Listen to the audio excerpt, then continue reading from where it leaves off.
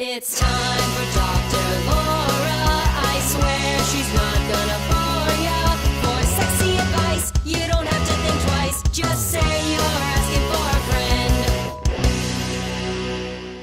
Today we're gonna answer our first official question. One of our viewers writes in, has the Me Too movement gone too far? I feel like a guy has to get a contract nowadays just to have sex.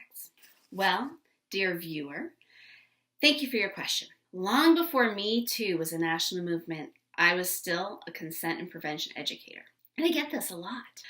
I try to explain to people of all ages that getting enthusiastic, affirmative consent is beneficial for everybody. But for many people who grew up in a culture that didn't tell them that, and that's actually all of us, this can be confusing, overwhelming, can feel like a lot of pressure.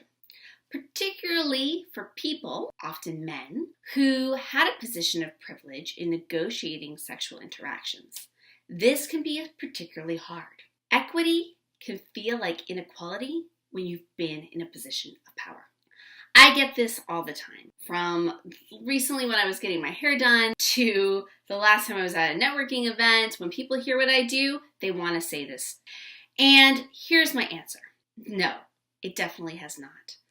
What I will say is it has far to go. There's still so many parts of this conversation that we're not having as a society. From inclusion of women who are trans, who are non-binary, who are gender non-conforming, to male survivors, and particularly sex workers and people of color. There are so many communities that still need their Me Too moment. Now, what about the people who have gotten in trouble? A lot of times people say, oh, it's so unfair to them.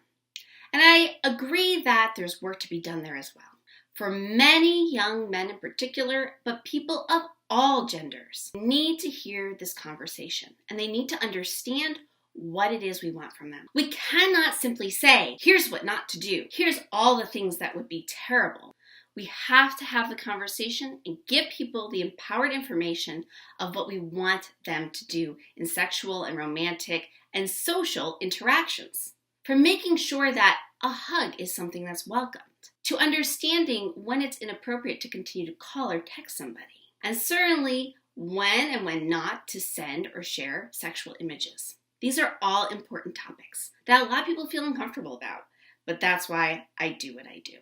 So, the next time you feel overwhelmed or concerned and thinking, I'm just going to get in trouble no matter what I do, stop, have a conversation.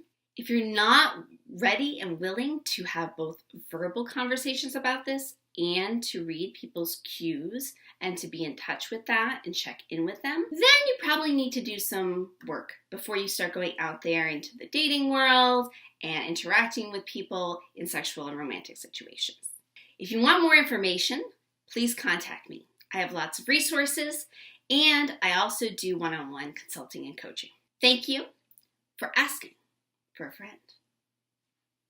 Like this video? Make sure to hit that subscribe button. Yeah, that one there. To get more Asking for a Friend each and every month.